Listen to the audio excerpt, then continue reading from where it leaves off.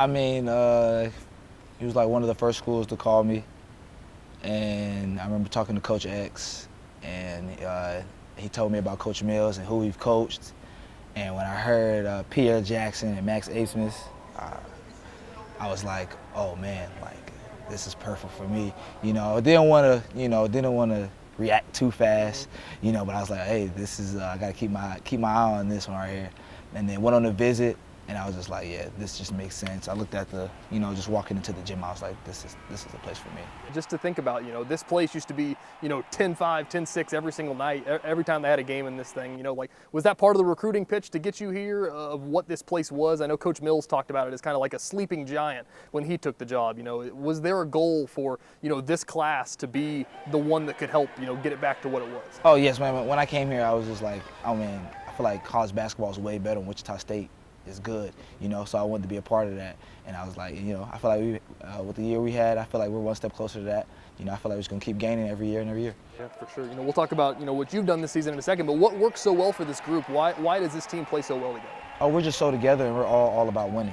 We have the ugliest wins. We some games, double overtime wins. We have, sometimes blowout or like, teams come back, make a little run. We weather the storm, still win the game. We're just so together, and we're all about winning. It's one goal with this team. Yeah, for you, do you feel like, have you taken a step forward in your year at Wichita State? Obviously you've helped them grow. Have they helped you grow? Oh yeah, they as a man, just being a leader for this crew, being a senior, going into conference play, I felt like I had to take more of a leadership role with my play. Coach Mills demanded me more of a leader, not just by just scoring the ball, just by, me talking on the defensive end.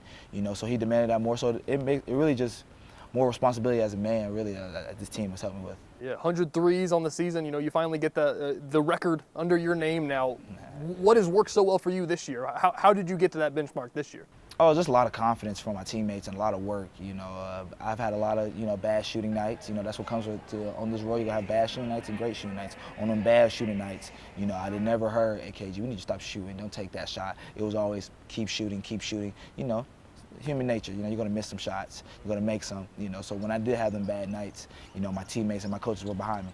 Yeah, thinking about, the way this year has gone, the accolades and the record book and everything like that, thinking back to whenever you were coming out of high school, I know you had to go to a smaller school and you transferred twice and everything like that. Did it feel like this was always, somewhere inside you, it just had to come out at the right place? Yeah, I mean, perfect timing, I'll say. It took about 3 years, to really, show like the fan base. I always knew I played good in front of crowds. I play way better when it's a crowd that goes for us. I always played good in away games, but when the crowd is going for you, cheering for you, I feel like I play way better.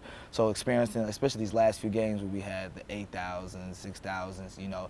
I come from a school where if you get 4,000 or 5,000, that's packed out right there. So this is a whole nother feeling. Yeah, everybody talks about the transfer portal and what it brings to college basketball, but it also brings stories like yourself. Whenever you came out of high school, what was that recruiting process like back then? There wasn't schools that had 8,000 people in the stands that were recruiting you. Is it a success story for you? You think throughout the portal? Oh yeah, success stories for sure. I never looked at what's your own journey. I always focused on my own journey. I knew my journey wasn't going to be, the prettiest, it's no different from others. Like, nobody's journey is perfect and all that. I knew it was going to be bumps in the road. I just knew I had to keep working and make the right decision. For this whole process, I always told myself, go where you're celebrated. And then I feel like I'm in a situation now because I always went where I was celebrated, and my play showed that. Yeah, they're celebrating you this year with everything that's going on as you're getting ready for March. I guess we're in March. You get ready for conference tournament stuff next week. What is in front of you guys? You're only a couple of wins away from punching a ticket and everything like that. You've never played in the tournament, correct?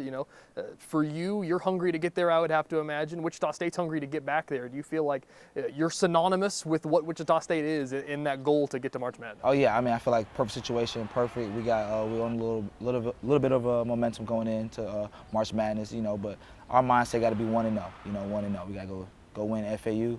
And then when March starts, we're in March, but you know, the real March Madness starts, you know, got to be ready. What has changed with this team? You know, you think back to the Rice loss, the Charlotte loss early in the conference play. It felt like after that there was something that clicked, and you know, you guys have kind of been rolling since then. What has changed in this team to rattle this off? What I'll say is, like, it's only a loss if you didn't learn from it. We learned from all those losses. You know, we double overtime loss to Charlotte. We get a double overtime win versus ECU. So we're just learning from our losses. You know, not even from conference, and even in non-con. You know, we didn't have the best non-conference, I'd say. You know, we had a few easy wins that we dropped. But, you know, we just learn from our losses. Regardless of whatever happens, you know, as you get closer to that tournament, you know, you guys have hung with all the top teams. You've beaten all those top teams. You know, you've beat South Florida. You've beat Tulsa. You've beat whoever you want to say there. You know, you guys have to have some confidence as that grows closer as well, correct? Oh, man, when I saw when we walked in the locker room the first time I met these guys, I was confident since then. So, you know, that's not even going to change.